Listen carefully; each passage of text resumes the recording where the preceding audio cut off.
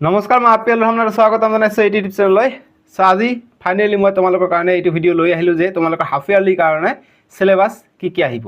So বহুতে মোলৈ comment কৰিছে যে স্যাৰ আমাৰ হাফ ইয়াৰলি পৰীক্ষা আহি আছে, আমাক সিলেবাসটো দিয়ক। সো গতিকে আজি ফাইনেলি মই তোমালোকক সিলেবাসটো দিম। সো ফাৰ্ষ্ট মই অসমীয়াটো লৈ আহোঁ, এছামিজ MIL। সো এছামিজৰ যি প্ৰথম তোমালোকৰ হাফ ইয়াৰলি কাৰণে যি গদ্যাংশৰ অন্য প্ৰতি ব্যৱহাৰ আছে এইটো থাকিব, এইটো চেপ্টাৰ থাকিব। সময় নামৰ চেপ্টাৰটো থাকিব। তাৰপিছত অন্ধবিশ্বাস আৰু কুসংস্কাৰ এইটো থাকিব তোমালোকৰ হাফ ইয়াৰলি পৰীক্ষাত, ঠিক আছে। তাৰপিছত নেক্সট থাকিব ভাৰতৰ বৈচিত্ৰ্যৰ মাজত ঐক্য, এইটো থাকিব।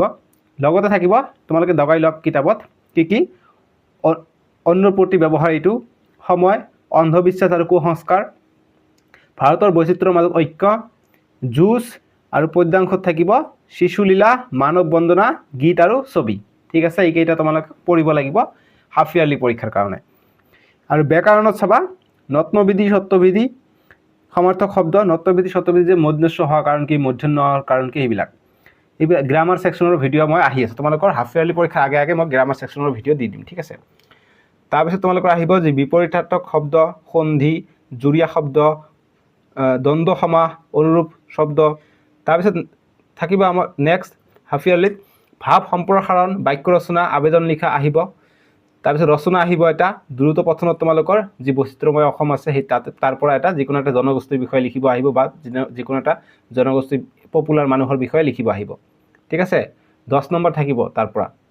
তাৰপিছত অপঠিত গদ্যাংশত যি বৈকল্পিক কি আছে, অপঠিত গদ্যাংশ এইবিলাক আহিব, মানে লিখা থাকিব, গদ্য লিখিব লাগে, তেনেকুৱা কথা। এইটো গ্ৰামাৰ ছেকশ্যন, ব্যাকৰণ। আৰু যি বৈকল্পিক আছে গ্ৰুপ বি, তাতে চোৰ ধৰাটো থাকিব আৰু সন্মান থাকিব। আৰু নেক্সট যি ছেকশ্যন বিৰ বৈকল্পিকত যিটো পদ্যাংশত যিটো হনুমন্তৰ লংকা দৰ্শন আছে এইটো থাকিব, বাকী সুখটো নাথাকে, বাকী হনুমন্তৰ লংকা দৰ্শনটো থাকিব। তাৰপিছত আৰু থাকিব বিপৰীত লিংগবাচক শব্দ, বিপৰীতাৰ্থক শব্দ, সমাৰ্থক শব্দ, জুৰীয়া শব্দ, আধুনিক অসমীয়া শব্দলৈ ৰূপান্তৰ, এইবিলাক থাকিব, ঠিক আছে। 100 মাৰ্কৰ পৰীক্ষা হ'ব হাফ ইয়াৰলি, বুজি পালোঁ। এতিয়া নেক্সট আমি চাম তোমালোকৰ যিটো নেক্সট আছে ইংলিছ ছেকেণ্ড লেংগুৱেজ। চ' ইংলিছত থাকিব তোমালোকৰ হাফ ইয়াৰলি থাকিব reading comprehension, 2 prose pages, 1 seen, another unseen। এটা চিন পেজেছ, এটা আনচিন পেজেছ থাকিব তোমালোকৰ হাফ ইয়াৰলিত। তাৰপিছত ৰাইটিং থাকিব, ৰাইটিঙত তোমালোকৰ থাকিব ট্ৰান্সলেশ্যন নাথাকে, এম্প্লিফিকেশ্যন থাকিব। তাৰপিছত ৰিপৰ্ট ৰাইটিং থাকিব, ঠিক আছে। চৰি ৰিডিং কম্প্ৰিহেনশ্যন তোমালোকৰ 2 prose pages on seen, গতিকে যিবিলাক দাগ দি আছে এইটো, গতিকে আনচিন পেজেছ থাকিব, আনচিন পেজেছ, তাতে দাগ দি আছে আনচিন, দিগদাৰ কৰে আনচিন দাগ দিয়াবিলাক। আকৌ ৰাইটিঙত থাকিব তোমালোকৰ ৰিপৰ্ট ৰাইটিং থাকিব, এম্প্লিফিকেশ্যন থাকিব। আৰু C নম্বৰ গ্ৰামাৰ ছেকশ্যন থাকিব, টেন্স থাকিব, ইউজ অফ পেছিভ ভইচ থাকিব। তাৰপিছত অৰ্ডাৰ থাকিব, প্ৰিপজিশ্যন থাকিব আৰু কুৱেশ্যন পেটাৰ্ণ থাকিব, ঠিক আছে। তাৰপিছত যি বিহাব তোমালোকৰ কিতাপ আছে, বিহাব কিতাপত তোমালোকৰ থাকিব দ্য ফান দে হেড, তাৰপিছত থাকিব the sound of music, my childhood, এইবিলাক থাকিব, ঠিক আছে।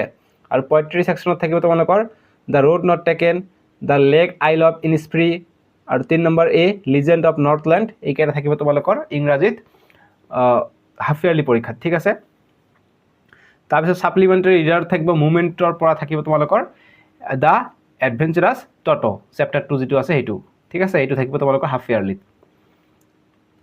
চ' আমি ইংৰাজী কৰিলোঁ, অসমীয়া কৰিলোঁ। এতিয়া আমি নেক্সট কৰিম জেনেৰেল মেথছ আছে আমাৰ সন্মুখত। জেনেৰেল মেথছৰ যিটো ৰিভিজন চেপ্টাৰ আছে, ৰিভিজন চেপ্টাৰৰ পাৰ্ট 1 থাকিব, অৰ্থাৎ R1 আহিব তোমালোকৰ, R2 নাহে।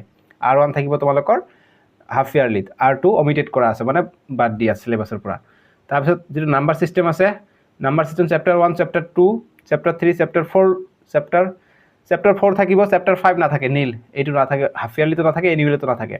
তাৰপিছত চেপ্টাৰ 6, চেপ্টাৰ 7, চেপ্টাৰ 8, 1ৰ পৰা চেপ্টাৰ 8 লৈকে থাকিব, আৰু R1 থাকিব, ঠিক আছে। বাকী 5 নম্বৰ চেপ্টাৰটো নাথাকে। চেপ্টাৰ 1, 2, 3, 4, 6, 7, 8 থাকিব হাফ ইয়াৰলিত, আৰু R1 থাকিব। বাকী চেপ্টাৰ 5 আৰু R2 নাথাকে। লগতে যি চেপ্টাৰ 7 আছে ট্ৰাইংগেল, ত্ৰিভুজত যিটো অনুশীলনী 7.3 লৈকে কৰিবা, 7.3 পিছত আৰু নকৰিবা, ঠিক আছে। সেইখিনি অমিটেড কৰা আছে, সেইখিনি আৰু নাহে। গতিকে এইটো গ'ল মেথছৰ। এতিয়া আমি চাম ছায়েন্সৰ। চ' ছায়েন্সত যিটো তোমালোকৰ চেপ্টাৰ 1 আছে মেটাৰ ইন আৱাৰ ছাৰাউণ্ডিংছ, যে আমাৰ চাৰিওকাষৰ বস্তুবোৰ, এইটো তোমালোকৰ আহিব। চেপ্টাৰ 1, চেপ্টাৰ 2 আহিব। তাৰপিছত আহিব নেক্সট তোমালোকৰ চেপ্টাৰ 5 এণ্ড চেপ্টাৰ 6 আহিব। তাৰপিছত চেপ্টাৰ 8 থাকিব মশন গতি থাকিব চেপ্টাৰ 8 থাকিব 9 থাকিব 10 থাকিব 13 থাকিব 14 থাকিব ঠিক আছে ৰাইট চিন দিয়া কেইটা হাফ ইয়াৰলি তোমালোকে চোৱা চেপ্টাৰ 1 2 5 6 8 9 10 আৰু 13 14 এই কেইটা থাকিব সায়েন্সৰ হাফ ইয়াৰলি ঠিক আছে নেক্সট আমি চাম সোশিয়েল সায়েন্সত থাকিব চেপ্টাৰ 1 হিষ্টৰীৰ পৰা ইতিহাসৰ পৰা চেপ্টাৰ 1 2 3 তিনিটা চেপ্টাৰ থাকিব ইতিহাসৰ পৰা প্ৰথম তিনিটা চেপ্টাৰ চেপ্টাৰ 1 চেপ্টাৰ 2 চেপ্টাৰ 3 তাৰপিছত জিওগ্ৰাফিৰ পৰা ভূগোলৰ পৰা থাকিব চেপ্টাৰ 1 এণ্ড চেপ্টাৰ 2 অধ্যায় 1 অধ্যায় 2 বা প্ৰথম অধ্যায় দ্বিতীয় অধ্যায় তাৰপিছত যেটো আছে 3 নম্বৰ পলিটিক্যাল সায়েন্স অৰ্থাৎ ৰাজনীতি বিজ্ঞানত অকল চেপ্টাৰ 1 থাকিব আৰু ইকোনমিক্স যেটো আছে ৰাজনীতি বিজ্ঞান আৰু অৰ্থনীতি বিজ্ঞানৰ এটা কিতাপতে আছে নেক্সট ইকোনমিক্সৰ চেপ্টাৰ 1 টো থাকিব ঠিক আছে যে economics basic concept of economics এইটো থাকিব বাকি বেসিক ইকোনমিক প্ৰবলেম এইটো এনুৱেলতে থাকিব গতিকে চেপ্টাৰ 1 আৰু চেপ্টাৰ 1 থাকিব পলিটিক্যাল সায়েন্স আৰু ইকোনমিক্সৰ